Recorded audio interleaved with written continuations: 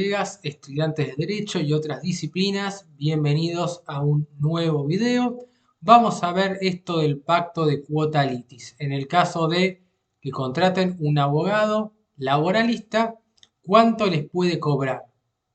Entonces, ¿cómo saber si sus abogados están siendo honestos en este punto? Si les están cobrando lo que corresponde o les están cobrando de más. Es la idea de este video para que quienes no conozcan, no sepan de esto, queden bien orientados en cuanto a qué les puede cobrar su abogado. Bueno, comenzamos entonces. ¿Qué es esto del pacto de cuota litis? ¿Qué es lo que van a tener que firmar? Bueno, se trata de un acuerdo, de un contrato, si se quiere, por el cual el litigante va a ceder en forma anticipada y eventual un porcentaje de su futuro crédito judicial a favor del abogado. Es decir, en forma anticipada va a destinar determinada parte de un dinero, digamos, determinado porcentaje, que lo va a representar en concepto de retribución. Entonces va a tener que pagarle al abogado un porcentaje de lo que vaya a ganar en juicio, del resultado del juicio. A esto apunta el pacto de cuota litis. Generalmente se abona, el cliente tiene que abonar una vez finalizado el juicio y de ahí va a tener que abonarle un determinado porcentaje, que ya vamos a ver, a su abogado. Entonces hablamos de un acuerdo, un contrato entre el cliente y el abogado, que constituyen una especie de sociedad, si se quiere.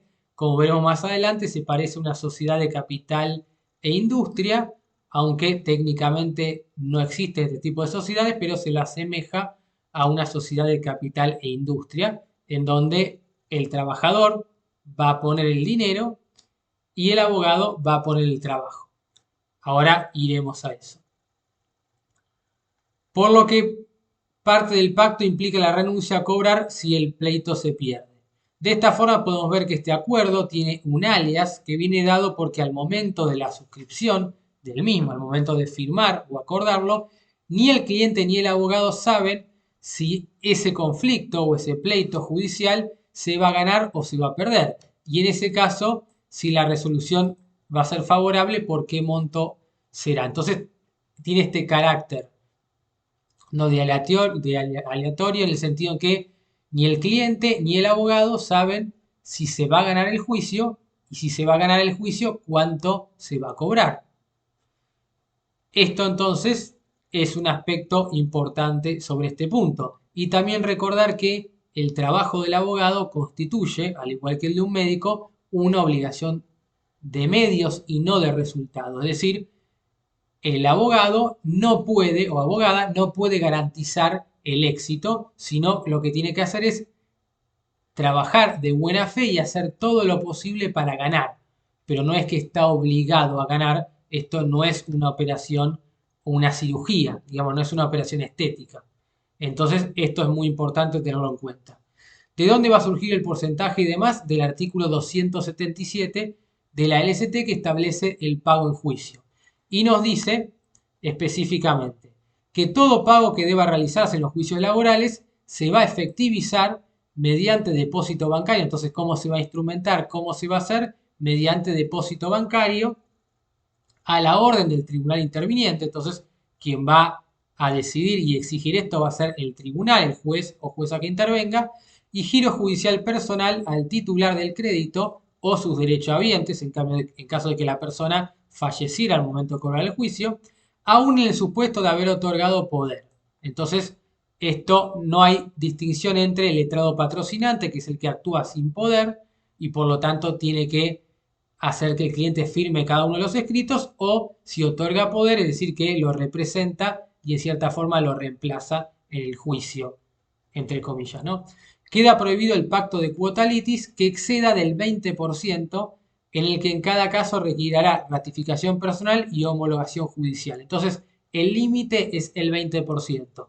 El abogado, por una cuestión de ética, de buena fe, no puede cobrar más de un 20%. Si un abogado laboralista les quiere cobrar más de un 20%, estaría incurriendo en una falta de ética y podría ser denunciado ante el Colegio Público de Abogados respectivo de la provincia, de capital o de la jurisdicción que fuera. muy importante. En cuanto a ratificación personal, es decir, que va a tener que prestar su conformidad, su consentimiento de que se ponga a disposición de un juez para que lo homologue. La homologación es simplemente la aprobación. El juez va a tener que revisar que todo esté bien, que se cumplan con los requisitos, que sea razonable, en este caso que no se fije más de un 20% y si está bien, se aprobará y listo. Si no está bien, lo va a rechazar y ese acuerdo va a ser nulo, de nulidad absoluta. Entonces se va a tener que modificar porque si no, no va a ser procedente.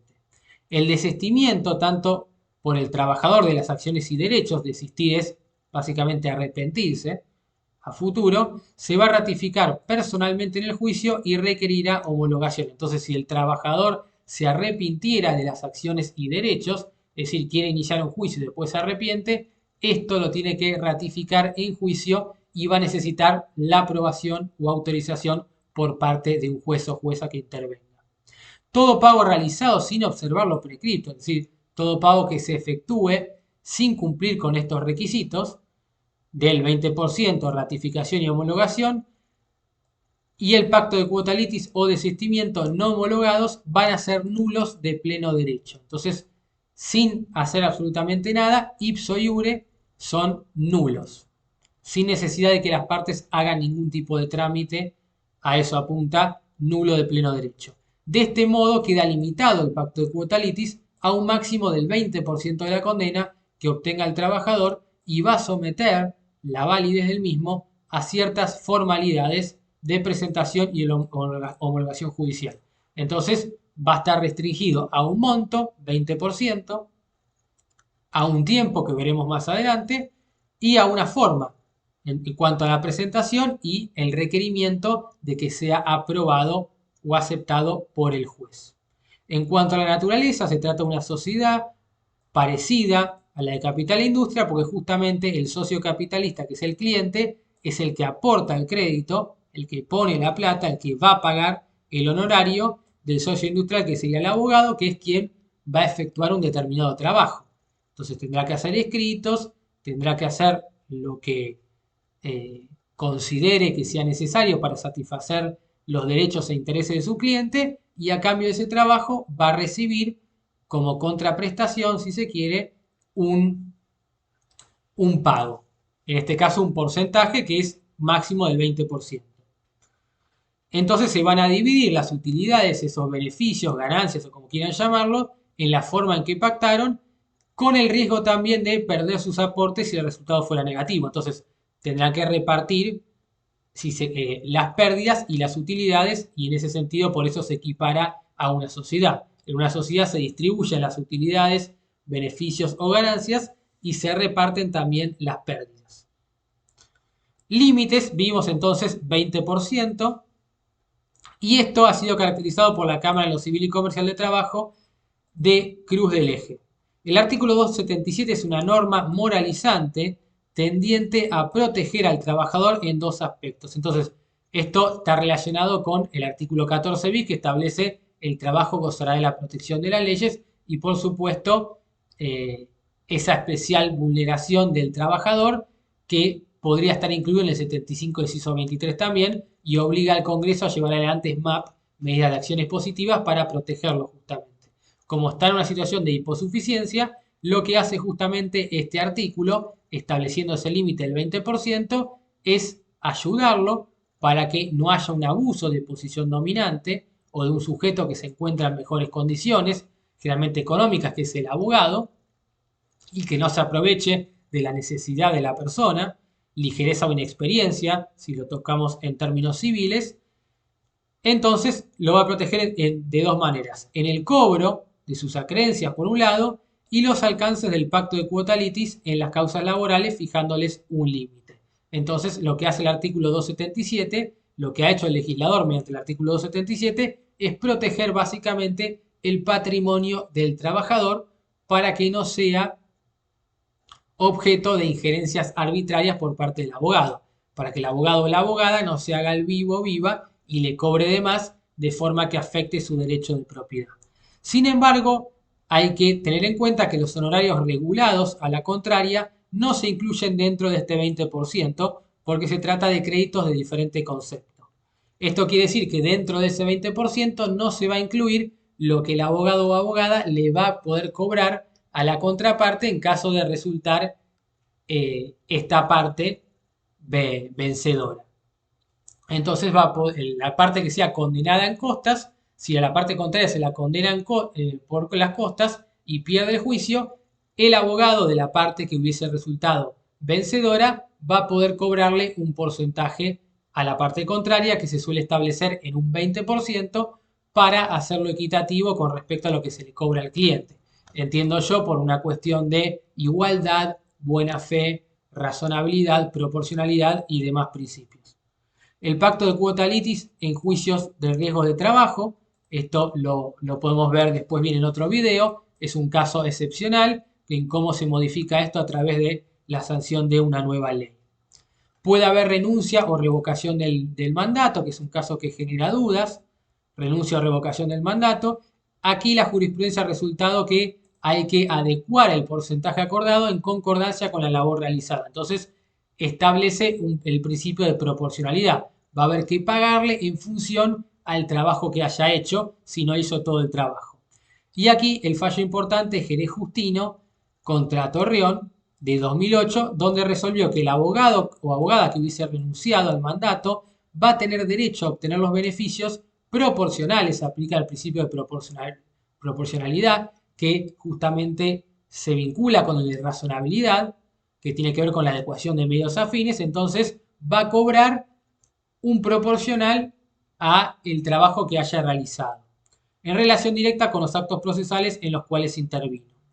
Una decisión contraria resultaría confiscatoria, injusta, un crédito parcial y proporcional. Entiendo yo, en otras palabras, si se estableciera lo contrario, se afectaría el derecho de propiedad y por eso hablamos de confiscación, que sería irrazonable.